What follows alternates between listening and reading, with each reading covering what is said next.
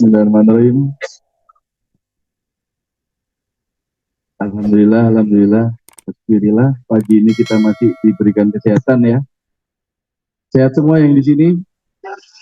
Alhamdulillah. Banyak saudara-saudara kita yang sakit ya hari ini ya. Kita lihat di grup banyak yang izin, termasuk Ustaz Chandra, putranya, dua-duanya sakit. Jadi diwakilkan ke saya lagi nih. Jadi kemarin materi ke berapa ya saya ya? Materi 10 ya, habit ya. Sekarang materi ke 15. Jadi kalau kemarin udah materi yang berat-berat, sekarang saya ngambil yang enteng lagi. Mau yang berat apa yang enteng? Yang enteng. Kemarin enak loh bikin muamalah itu. Seru nggak bahas bikin muamalah? Seru ya. Yang pertama bahas apa kemarin? Yang kedua utang. Yang pertama apa? Oh lupa Wisan. Baru dua pertemuan lupa Wisan. Apa? Hah? Gade kemarin. Yang pertama. Oh sirep semua berarti ya. Nanti kalau YouTube-nya sudah tayang disetel ya. Jadi udah masuk berapa materi ya? 10 materi ya? 10, 11 materi yang sudah diposting, diupload. Monggo kalau mau murojaah lagi biar semakin paham ya. Karena ilmu harus diulang-ulang. Oke, sekarang kita masuk ke materi 15. 7 tanda kebahagiaan hamba. Kemarin di materi ke 9 kalau nggak salah ya. Skenario hidup ya. Masih ingat nggak materi skenario hidup? Ingat, di awal disampaikan apa?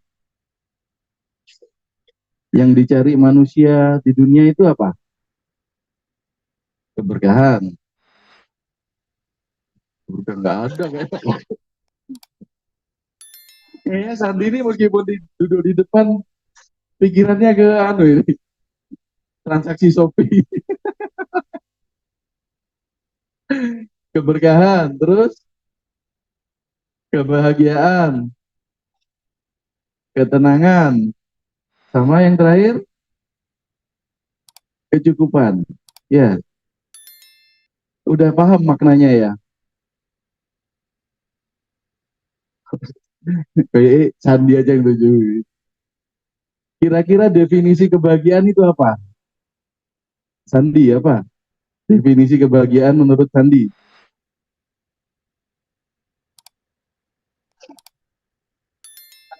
Hidup tentram, cukup dua anak. Ikut program pemerintah berarti ya. Kantor BKKBN deket ini. Siapa? Baba. Menurut Baba apa definisi kebahagiaan?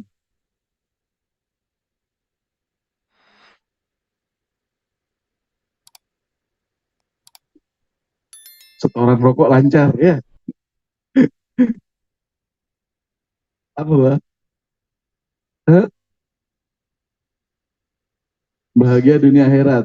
Oh ini sudah mulai mengarah. Udah ngejar akhiratnya ya.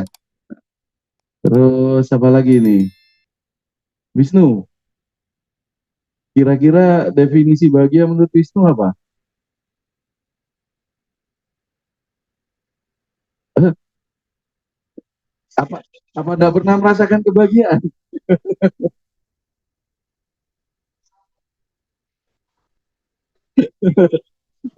Duduk depan, duduk depan.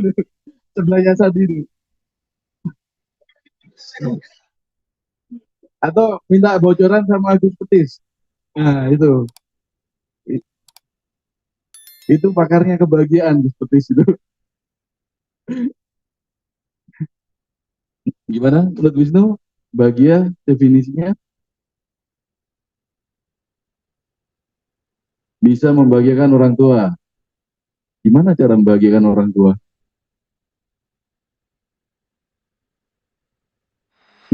Ya, gitu ya pokoknya.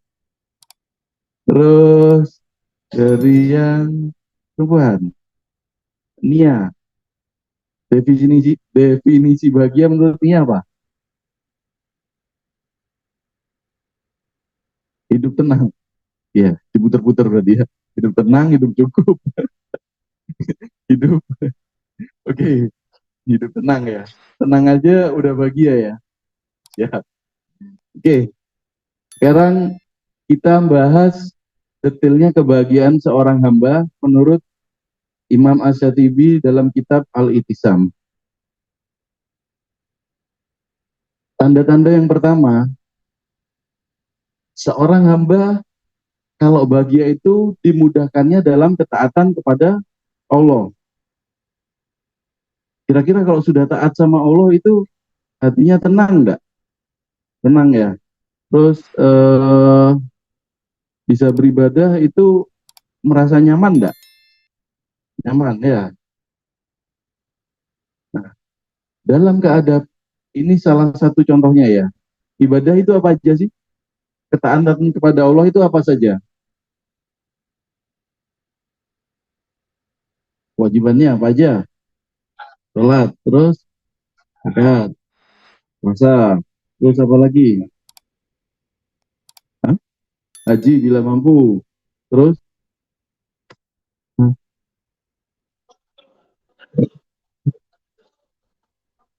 eh, ini gantinya Robi. Biasanya Robi yang nyaut. Robi nggak ada ini, sakit ya.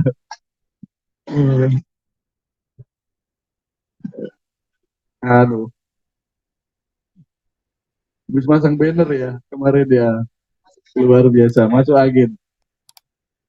Apalagi ketaatan kepada Allah. Tadi 4 ya masih ya. Syahadat, wajib, zakat sudah. Oke, ini salah satunya ya, sholat. Dalam keadaan apapun, jangan tinggalkan sholat. Ini contohannya sahabat yang kekurangan fisik ya. Mereka masih mengusahakan untuk sholat berjamaah di masjid. Kira-kira pernah lihat ya, kalau waktu sholat jamaah di masjid ada seseorang yang fisiknya kurang tapi dia bisa memaksakan untuk sholat di masjid. Pernah ya? Saya di Masjid Al-Maira itu tiap maghrib sama isya itu ya tidak seperti ini ya, tapi ada yang bapak yang jualan molen dekatnya apa Pandawa itu setiap waktu sholat dia duluan, belum adzan itu sudah sholat duluan. Dagangannya ditinggalkan, dia mengejar waktu sholat itu. Jadi kita yang di sini kondisinya kalau secara fisik sempurna, kira-kira malu nggak kalau kita kalah sama beliau-beliau yang dikasih kekurangan fisik sama Allah tapi tetap mengusahakan beribadah? Malu apa malu? Nggak seru malunya. Malu apa malu? Malu-maluin ya. كيف حالك مع Kita المسجد؟ tonton videonya ini ya. ما رأيك أن أعرفك على صديقي في اليمن معاق يمشي للمسجد كل يوم وأحيانا يزحف زحفا لكي يصل.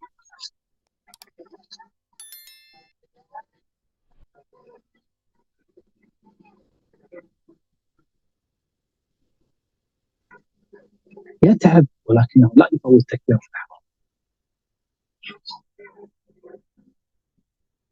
يتمنى أن يصلي الفجر المسجد ولكن أهله لا يسمحون له بحالته الصحية ونحن لا نستطيع ولا نتحمل. هل تظن أن هذا كل ما في الأمر؟ لا، إنه حريص على الصف الأول يأتي مبكرا ويقرأ القرآن ولا يكتفي بهذا، بل يضطر بعد صلاة المغرب كل يوم أن يتسلق درج المسجد بمشقة لكي يصل إلى الدور الثاني.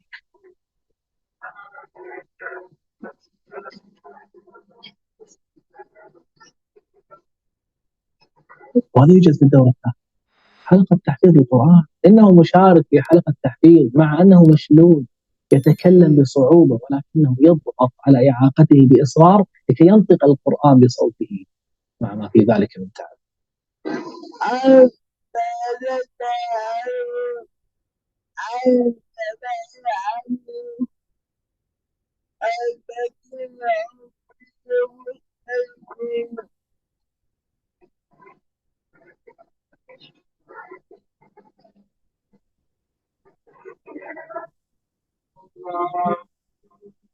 السلام عليكم. كمان كيف حالك؟ طيب. الحمد لله. الله يحفظك ويبارك فيك. بيتك قريب ولا بعيد؟ هني تتعب وانت تروح؟ يعني الله يعطيك العافيه، الله يقويك يا رب. آمين. انت كل يوم تجي المسجد؟ تجي بعد الاذان ولا قبل الاذان؟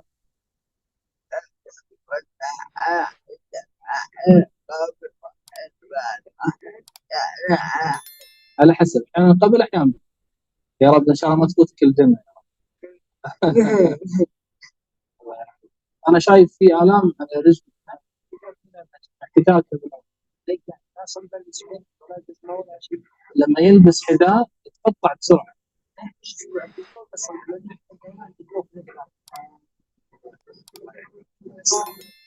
مشكور يا لا. يلا قوم قوم قوم. بسم الله. يا الله.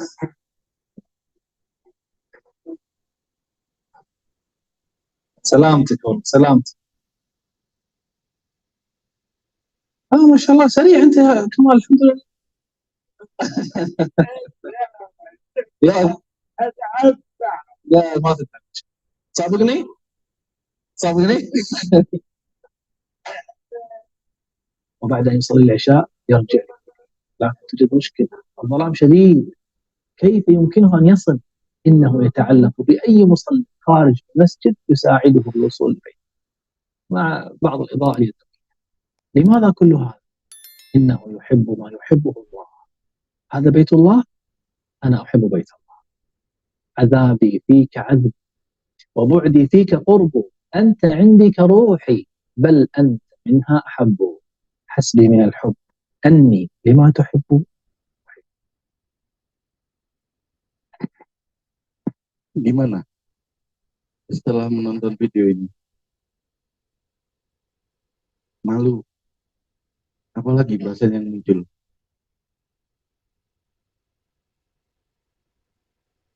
Cukup malu saja?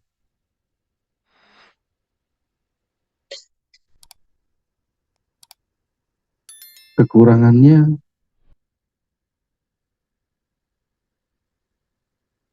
sudah, dia sangat memaksakan karena cintanya kepada Allah. Dia memaksakan ibadah ke masjid. Seharusnya untuk dia ada rukso, kemudahan. Tapi dia memaksakan untuk berangkat ke masjid. Mengejar pahalanya jamaah. Mengejar pahalanya tholabul ilmi. Naik ke lantai 2. Dengan keterbatasannya memaksakan diri naik.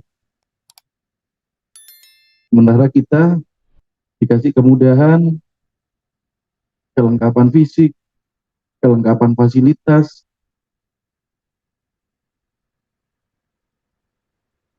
Untuk sholat jamaah kita masih berat. Untuk tholabul ilmi masih banyak alasan. Belum ibadah-ibadah lain yang sunnah. Kira-kira kalau melihat seperti ini, kita masih jauh banget. Tadi targetnya apa? Dunia dan akhirat ya. Dunia dan akhirat. Kalau targetnya sudah akhirat, insya Allah dunia pasti akan mengikuti. Yakin enggak dengan itu? Kalau targetnya sudah akhirat, pasti akan mengikuti dunia. Bisa ya kita ambil ibroh dari beliau ya, luar biasa. Dengan keterbatasannya dia memaksakan, bahkan pulang sholat isya gelap ke rumahnya dia masih memaksakan berangkat gitu. Jadi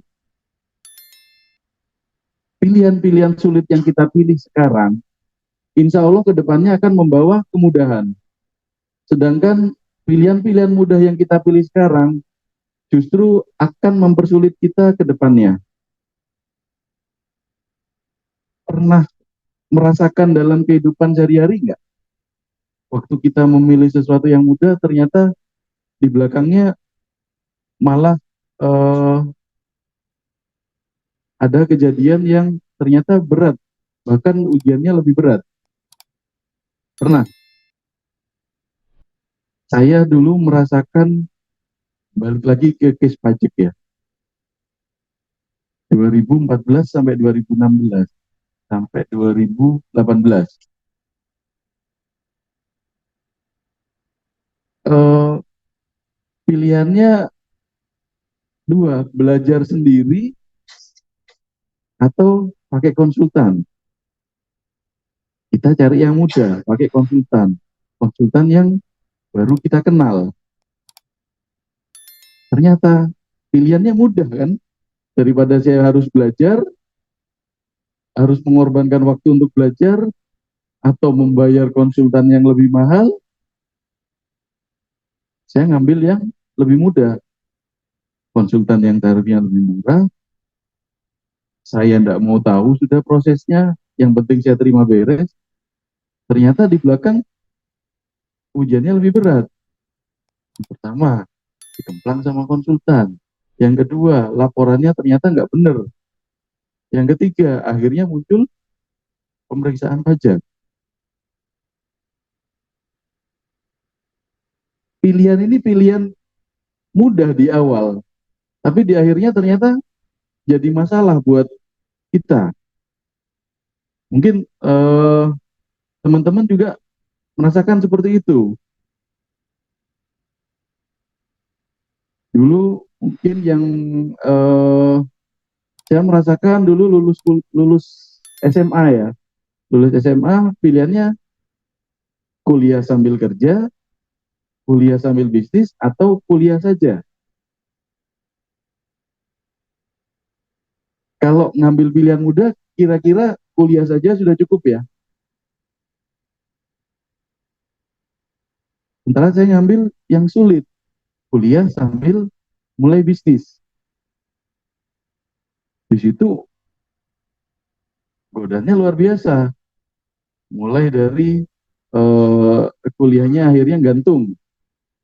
Semester 6 selesai semua kuliahnya, skripsi nggak digarap-garap sampai semester 14. Berapa tahun sudah hilang. Nah, tapi ternyata di pilihan itu, di akhirnya ada endingnya juga. Endingnya Allah kasih kemudahan. Apa yang kita usahakan di awal berat, insya Allah di akhirnya akan diberikan kemudahan untuk kita. Mungkin teman-teman seperti itu juga. Di pekerjaannya, di kehidupannya, pasti ada pilihan. Pilihan melakukan untuk sesuatu yang mudah atau pilihan yang sulit. Pasti ada konsekuensinya. Teman-teman milih yang mudah, mungkin dalam jangka pendek selesai kerjaannya. Terus nggak ngerti akhirnya nanti seperti apa. Tapi kan kita sudah dikasih akal pikiran untuk berpikir bahkan sampai eh, kira-kira apa sih konsekuensinya kita melakukan ini ke depannya. Paham ya? Ini kita baca bareng-bareng hadisnya ini. Satu, dua, tiga, go.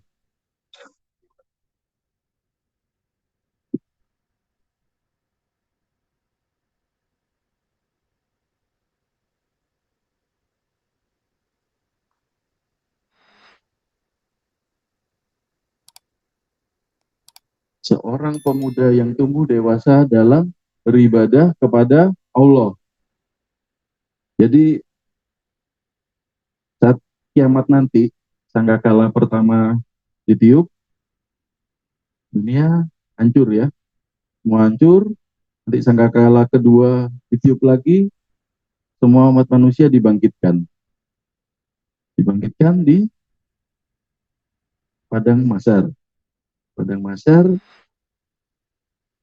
ada dua hadis yang menyampaikan kalau di padang mahsyar itu eh, jarak matahari dengan kepala kita, ada yang menyampaikan kalau beberapa lengan, ada yang menyampaikan 1 sampai 2 mil.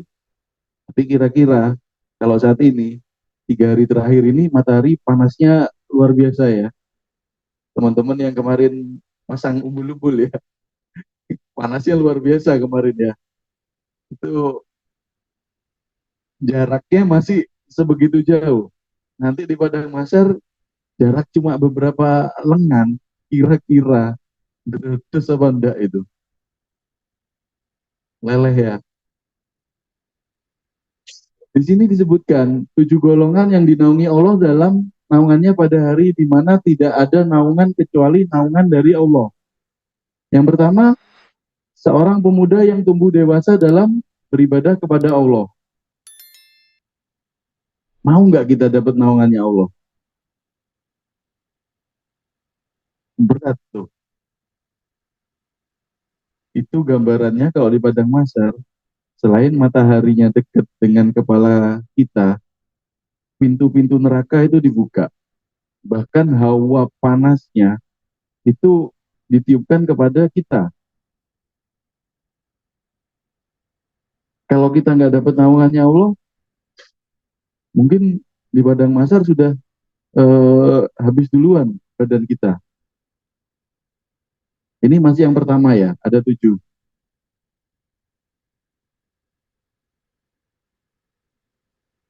Nah, tadi contohnya yang pertama sholat. Ini yang kedua masalah puasa. Bagi orang yang berpuasa ada 2 kegembiraan. Yang pertama kegembiraan ketika berbuka puasa. Gembira nggak waktu buka puasa? Wah, apalagi puasa Ramadan ya. Belanjuannya oke. Yang kedua kegembiraan ketika bertemu dengan Robnya. Merasakan nggak waktu puasa seperti ada sesuatu yang lain waktu puasa? Merasakan nggak? Kalau nggak merasakan, berarti kurang menghayati puasanya. Harus dirasakan. Berdasarkan hadis riwayat Bukhari, Muslim, Ibnu Majah, An-Nasai, dan Ibnu Khuzaimah.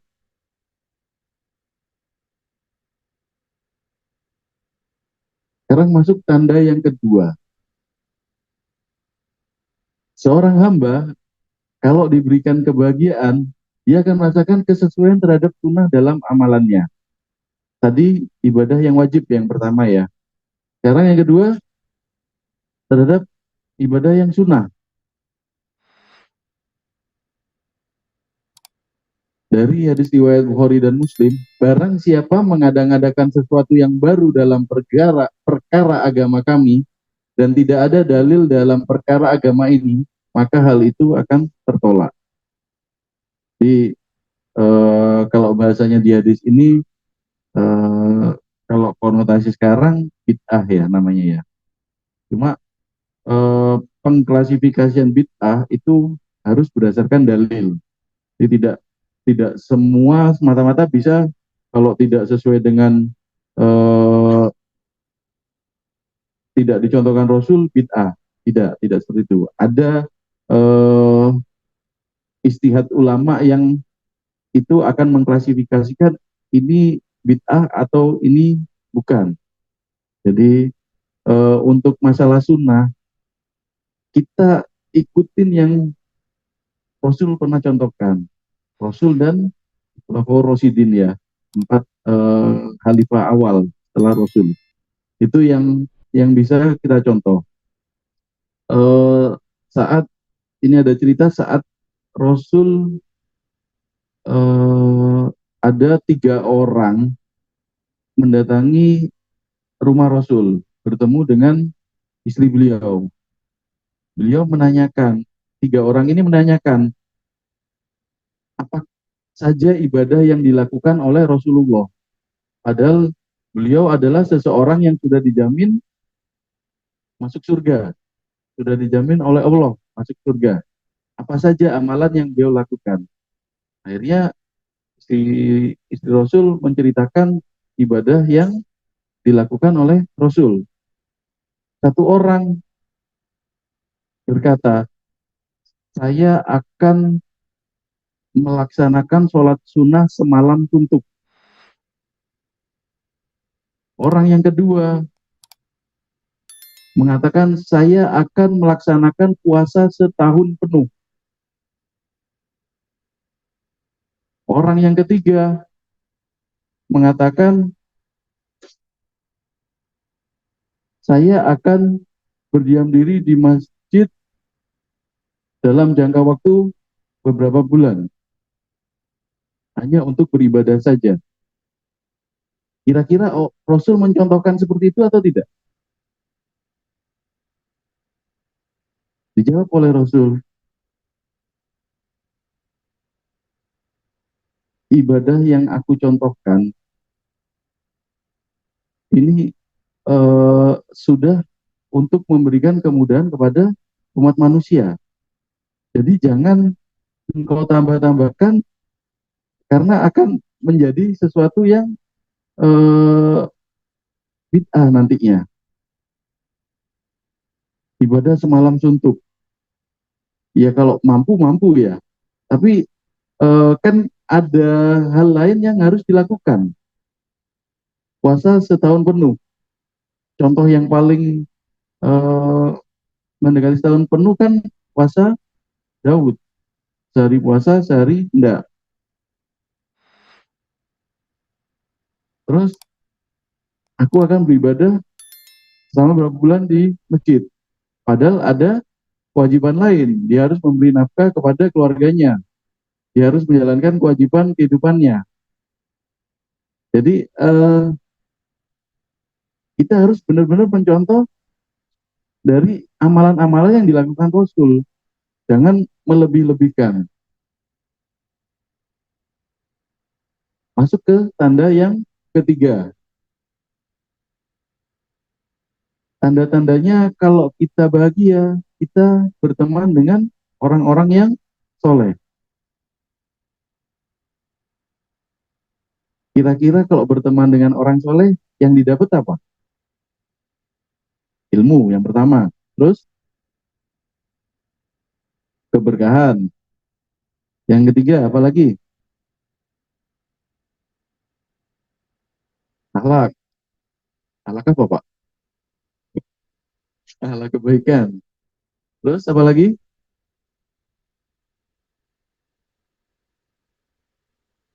Kalau berkumpul dengan orang-orang soleh, insya Allah kita akan selalu saling mengingatkan di situ. Kalau ada yang bleset, biasanya akan diingatkan. Coba kalau kita berkumpul dengan ahli maksiat, kira-kira apa yang dilakukan kalau kita kumpul di situ? Hah? Yang pertama bisa katut, benar. Yang kedua, hah? Kira-kira kecipratan nggak dosanya kalau kita tidak mengingatkan maksiat yang mereka lakukan? Cipratan ya. Apalagi?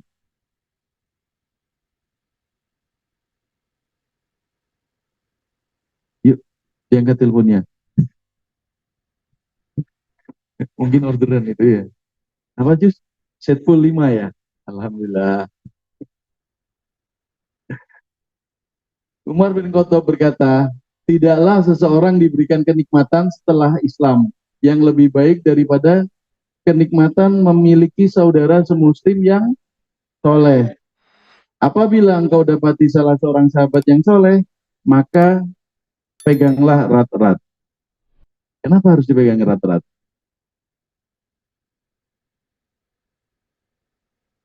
Ada satu hadis yang mengatakan kalau kita dalam satu forum dengan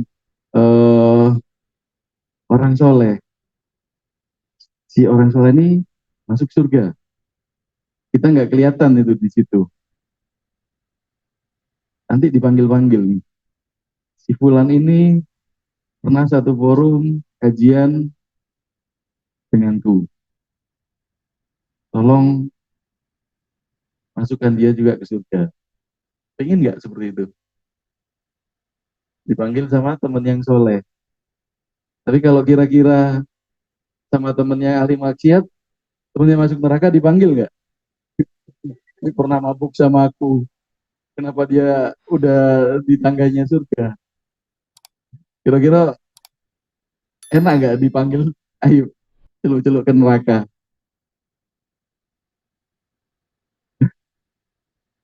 Nggak kenal ya? Nggak mungkin nggak kenal.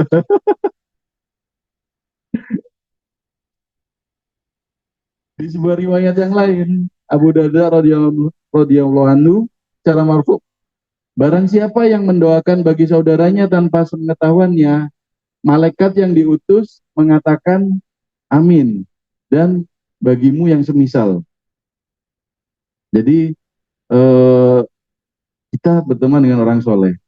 Kadang beliau mendoakan kita, kita nggak tahu. Atau kebalikannya, kita mendoakan kebaikan untuk beliau.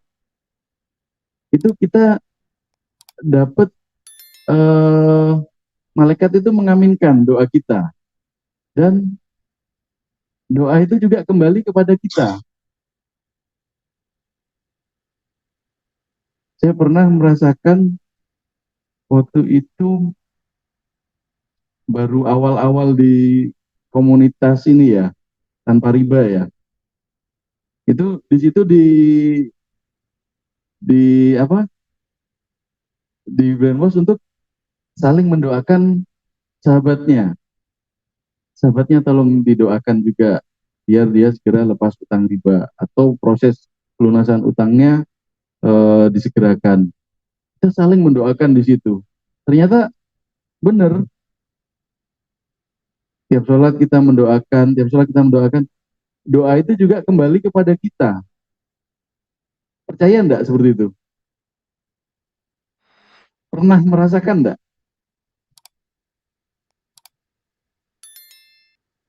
Enggak pernah merasakan? Pernah berdoa untuk diri sendiri enggak? Oh, alhamdulillah. Saya pikir enggak pernah. Jadi sering-seringlah berdoa untuk sahabatmu. Sering-seringlah berdoa untuk saudaramu. Insya Allah doa itu juga akan kembali kepada kita. Hadis yang lain menyampaikan, nah ini harus dibaca bareng-bareng ini. Satu, dua, tiga, go.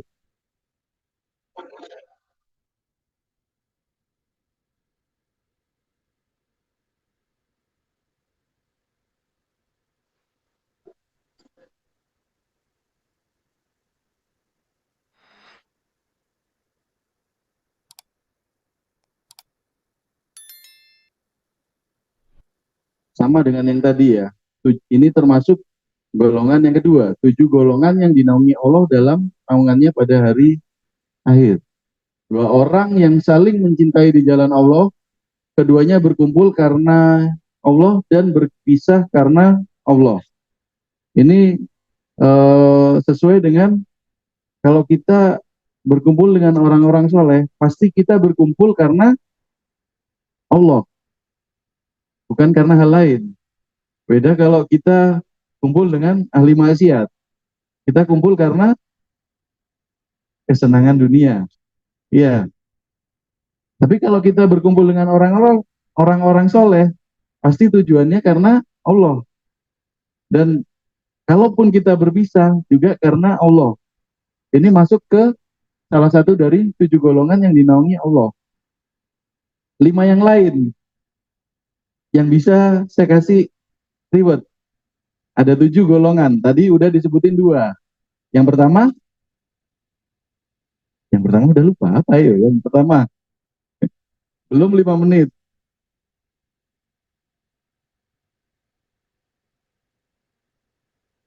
Pemuda yang tumbuh dewasa beribadah kepada Allah. Yang kedua, Dua orang yang saling mencintai di jalan Allah. Yang lima lain yang bisa jawab, dia nggak boleh. Udah dapat bocoran.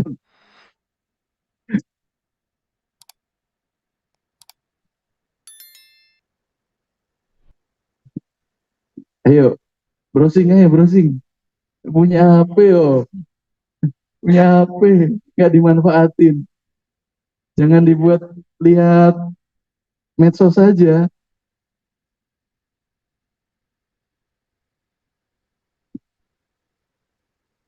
Oh, yang jelas. Pakai mic, pakai mic. Ayo, pakai mic.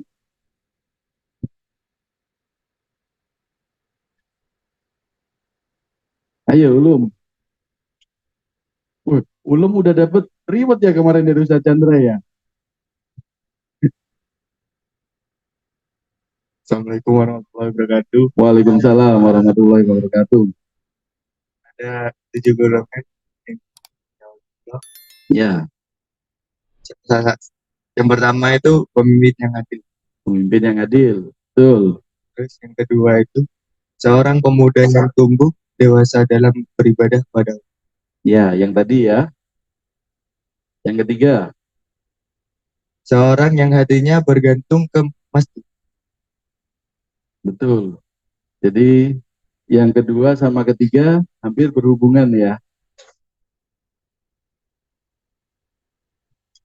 Yang mencintai di jalan Allah. Ya, ini ya. Seorang laki-laki yang diajak berzina oleh seorang wanita yang mempunyai kedudukan lagi cantik. Takut kepada Allah. Betul.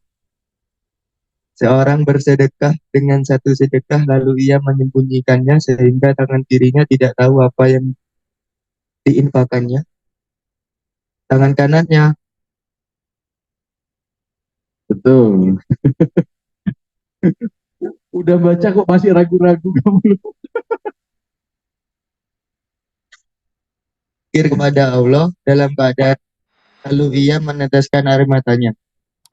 Ya, betul. Ribet lagi kamu. Ayo Lum, sini Lum. Pencairan. Nanti traktirannya sama Ulum ya.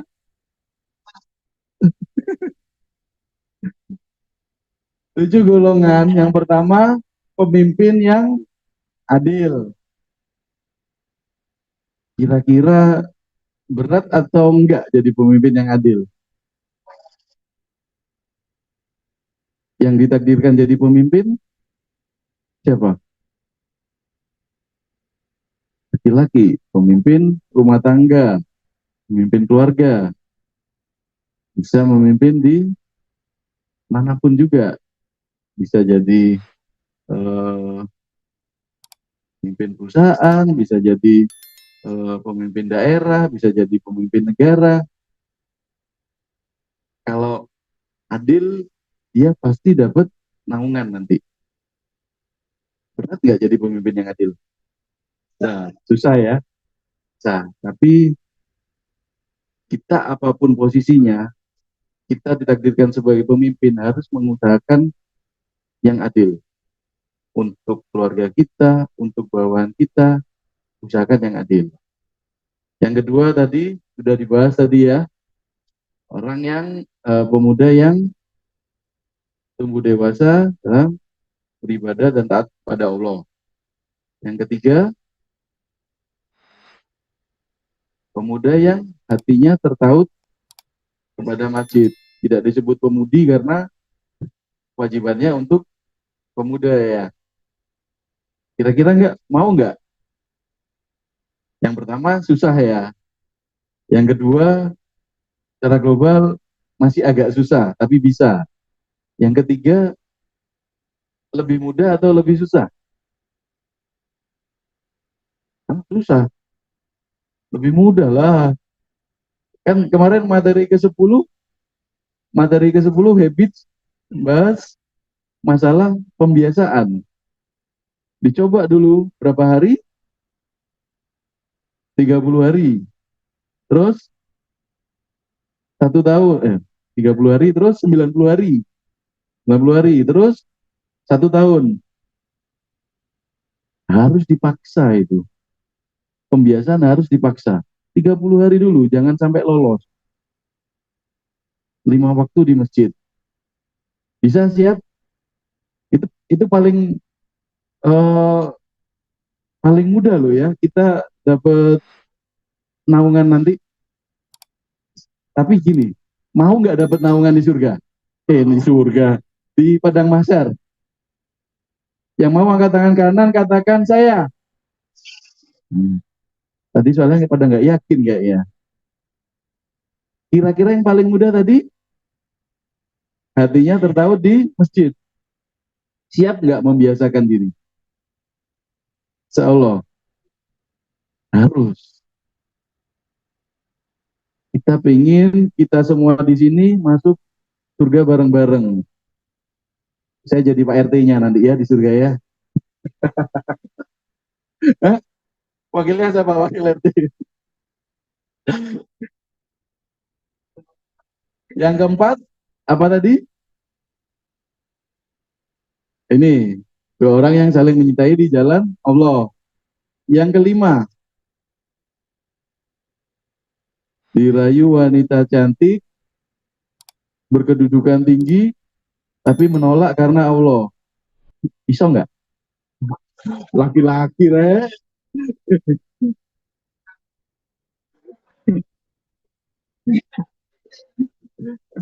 naluri, naluri. Bisa ya? Yang ke berapa? 6 ya? Yang keenam, sedekah. Sedekah, sembunyi-sembunyi, bahkan tangan kirinya tidak tahu apa yang dilakukan oleh tangan kanannya. Pernah? Belum. Ya, nggak apa-apa. Kalau kalau untuk bersedekah, misalnya memang ingin untuk mencontohkan orang lain, diketahui orang lain, nggak apa-apa. Tapi niatnya karena Allah. Nanti dari habits, kalau sudah terbiasa sedekah, lama-lama kan sudah muncul rasa ikhlas sendiri. Yang ketujuh tadi, berzikir dalam kondisi sepi sampai meneteskan air mata. Bisa ya? Jadi kalau dalam kondisi sepi, waktu tahajud. Bangun tahajud, enggak? Angel. Diusahakan ya, bisa ya. Lanjut. Tanda yang keempat, akhlak yang bagus dalam bergaul bersama saudara-saudaranya.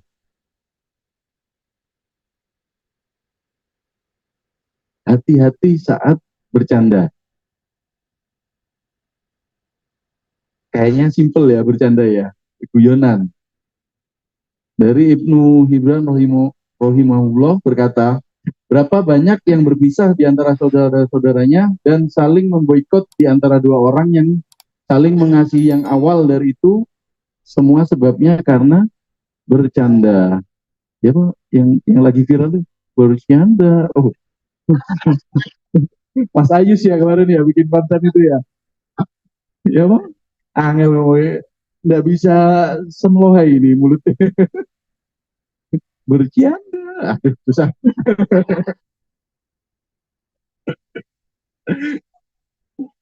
Hanya Mas Ayus dan orang itu yang bisa ya. Mahasiswi ya. Oknum tertentu yang bisa. Ini ada contoh videonya. Hmm.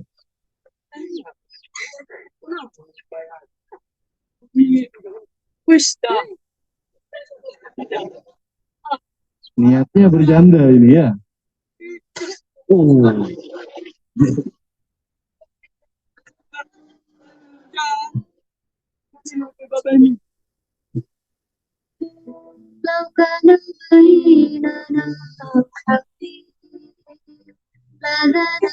Pernah ngerti tren ini? Oh, niatnya bercanda ya.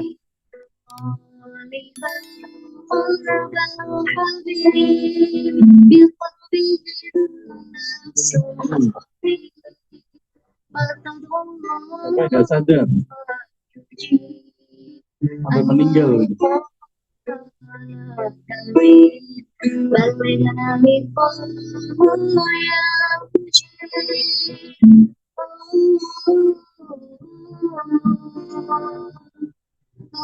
Berhati-hatilah dalam bercanda. Jangan sampai engkau korbankan seseorang hanya untuk membuat orang tertawa.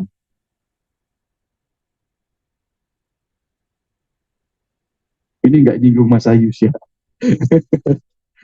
Mas Ayus biasanya yang keras ini kalau bikin candaan seperti ini. Nanti mungkin bisa diingatkan dengan video ini ya. Tanda yang kelima, mencurahkan kebaikan kepada siapa saja, terutama kepada saudara sesama muslim. Contohnya apa? Minjemi uang, yuk. Ayo contohnya apa lagi? Ini ngantuk apa lemes ini? Berpikir, Masya Allah. Berpikir dalam hati tidak tersampaikan ya. Ayo, apa contohnya? Masya Allah, mengajak sholat berjamaah. Beneran loh ya.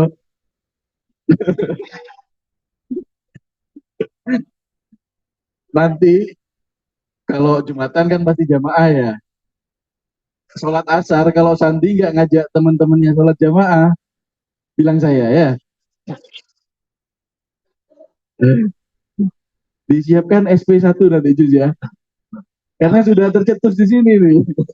Kalau nggak ngajak jamaah, ingat-ingat. Gus Petis kan duduknya sebelahnya Sandi ya. Nah, nanti kalau dia nggak ngajak jamaah, bilang saya.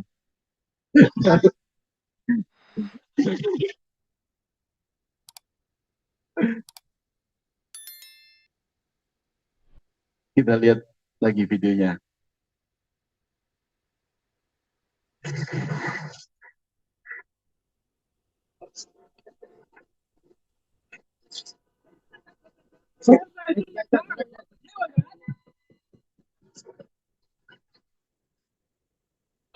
Sir आपके लिए उस पार कार का इंतजाम किया है चल चल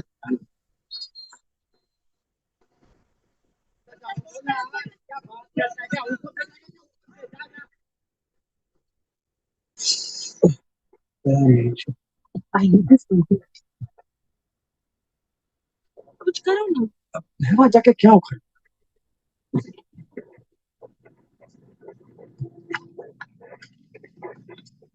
कैसी जाने बूंदे आए जाने कैसा दर्द आए सामने क्या है ये तेरे दिल का है तू पता joget-jogetnya ya.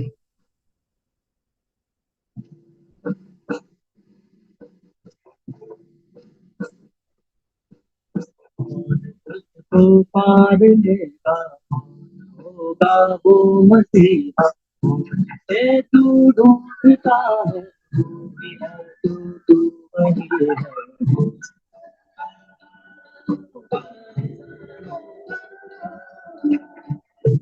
तेरा रास्ता है तेरा है सहारा क्योंकि तुझको पार लेगा तू ही है तेरा किनारा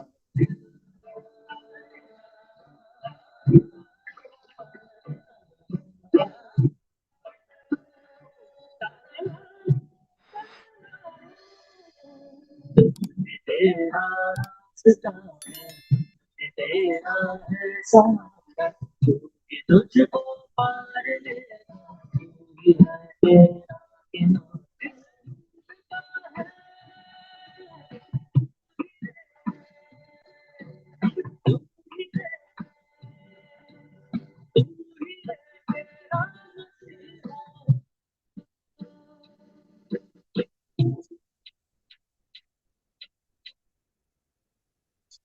Kelihatan ya bahagianya ya di akhir ya.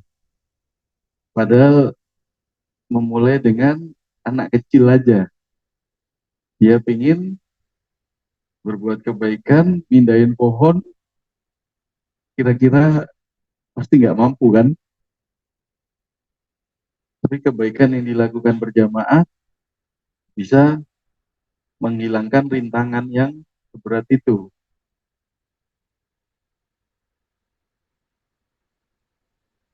Balik tadi,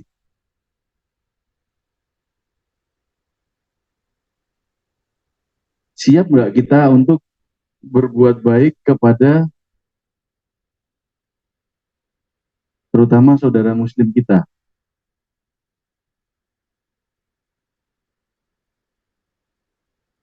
Setelah kita melaksanakan kebaikan itu, insya Allah akan muncul kebahagiaan setelah kita melaksanakannya.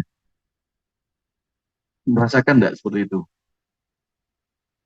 Dimintain tolong, kita bisa melakukan, setelah melaksanakan, pasti muncul rasa bahagia. Ya. Nah, yang keenam, perhatian terhadap kaum muslim. Kejadian apa aja sih yang menimpa kaum muslim di Indonesia? Contohnya apa? Banjir.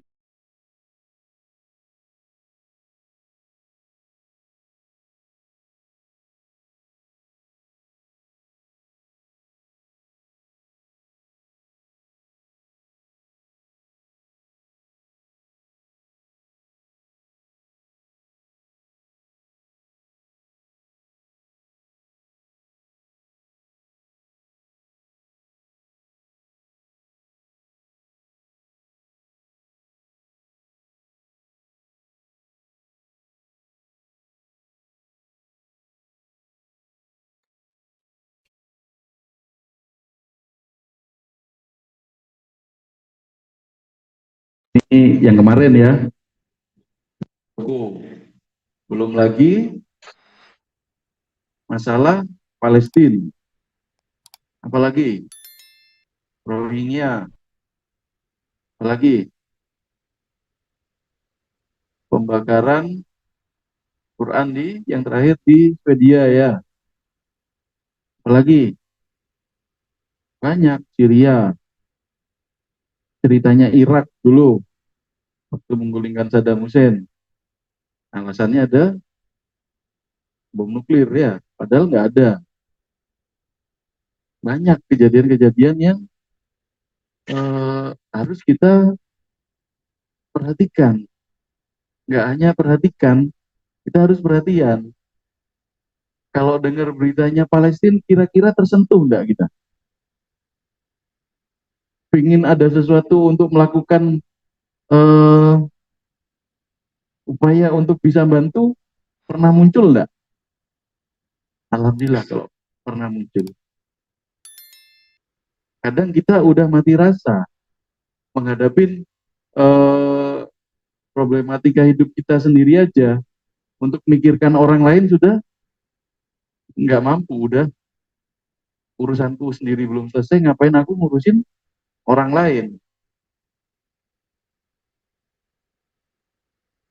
Padahal ada hadis yang mengatakan kalau kita membantu menyelesaikan masalahnya orang lain, insya Allah masalah kita akan diselesaikan oleh Allah.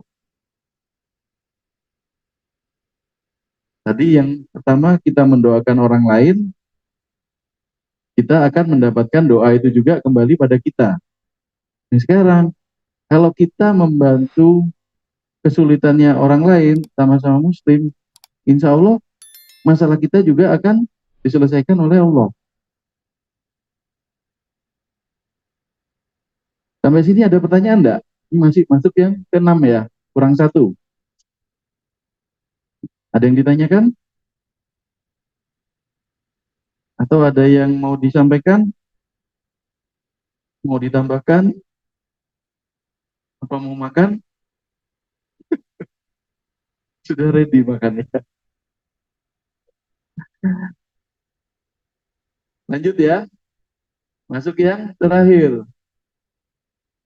Menjaga waktu-waktunya. seorang hamba yang bahagia pasti akan menjaga waktu-waktunya. Tadi di rule kita juga sudah disampaikan ya, on time means early. Itu baru menjaga waktu di awalnya, belum yang selanjutnya. Apalagi teman-teman eh, bekerja, berusaha, pasti akan menghargai waktunya. Waktu untuk bekerja, waktu untuk keluarga, waktu untuk eh, thalabul ilmi, waktu untuk beribadah, waktu untuk sholat berjamaah, ya Mas Andi ya. Iya, harus diingatkan itu. Asar ya, nanti asar. Besok masuk apa Sandi? Besok libur. Lusa masuk sore. Berarti asar, maghrib, isya. Ya. Nah, besar. Yang satu shift sama Sandi, lusa siapa? Oh Mas Rama. Nah, ini. Kalau tidak mengingatkan, bisa laporan. Ya, orang cuma asar toh. Lusa, asar, maghrib, isya. 3 waktu sholat. Ya, harus mengingatkan temannya untuk sholat. Temannya temennya bukan di bawah tok loh ya, di atas kan temennya juga ya, di kafe harus diingatkan semua. Diwakilkan. Sekarang kita ngomong masalah waktu, jangan bicara mutu sebelum tepat waktu. Mau mutu kita bagus, kualitas pelayanan kita bagus, atau apapun itu dalam bisnis kita yang masalah kualitas mutunya kita bagus, tapi kita belum tepat waktu, kira-kira kualitasnya jadi berkurang atau enggak?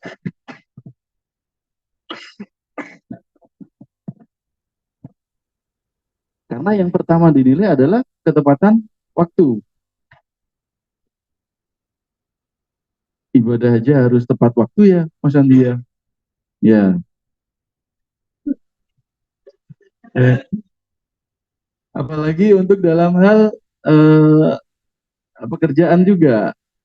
Teman-teman berbisnis, teman-teman berusaha harus menghargai waktu. Karena itu yang akan eh, berpengaruh terhadap kualitas atau mutu pekerjaan kita. Biasakan on time melaksanakan kerjaannya, deadline-nya sekarang jangan diolor lagi. Siap ya? Pengaruh nggak tepat waktu sama kualitas teman-teman? Yang pertama kualitas diri, yang kedua kualitas pekerjaan,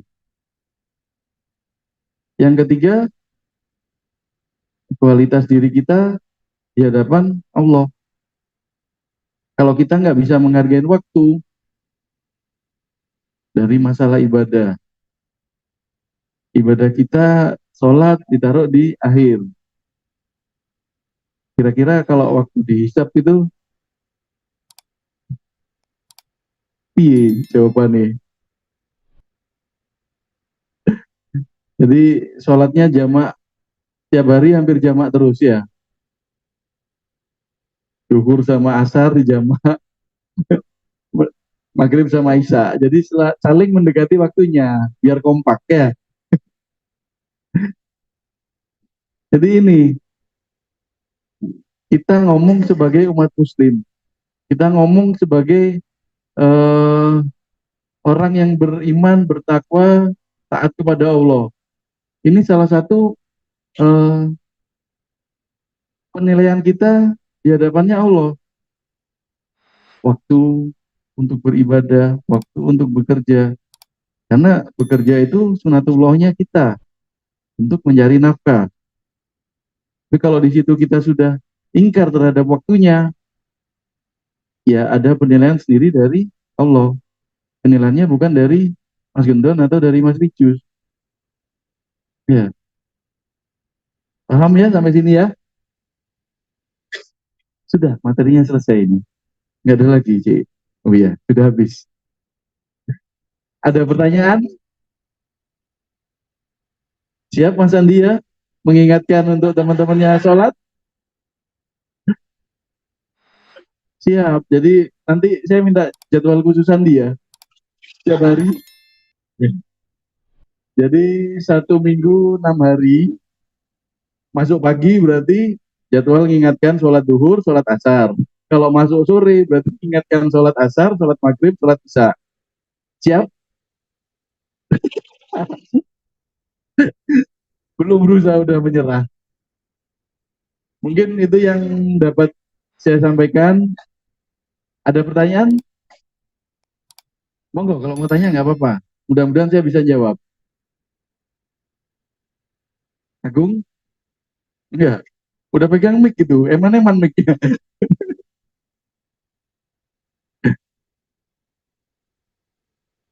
Mbak-mbaknya, mbak-mbaknya. Ibu-ibunya. Nah,